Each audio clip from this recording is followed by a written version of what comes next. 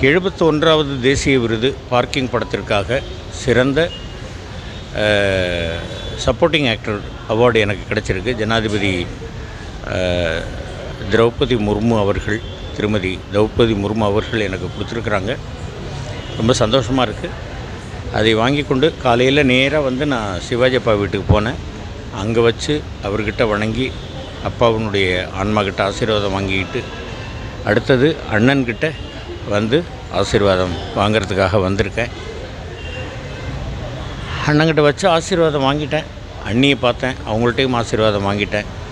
நான் வாங்குகின்ற நேரத்திலேயே என்னை பெற்ற தந்தை எங்கள் அப்பாக்கிட்டையும், என்னை பெற்ற தந்தைக்கிட்டையும், முத்துப்பேட்டை ஆர்எம்எஸ் கிட்டையும், எங்கள் கலைஞர் அப்பாக்கிட்டையும், எங்கள் சிவாஜி அப்பாக்கிட்டையும் அந்த ஸ்டேஜில் நிற்கும்போதே நான் ஒரு வினாடி அப்படியே மனமாற வேண்டி, நீங்கள் எல்லோரும் சேர்ந்து தான் இந்த அவார்டை எனக்கு கொடுக்குறீங்க அப்படின்னு வேண்டிட்டு வாங்கிக்கிட்டேன்.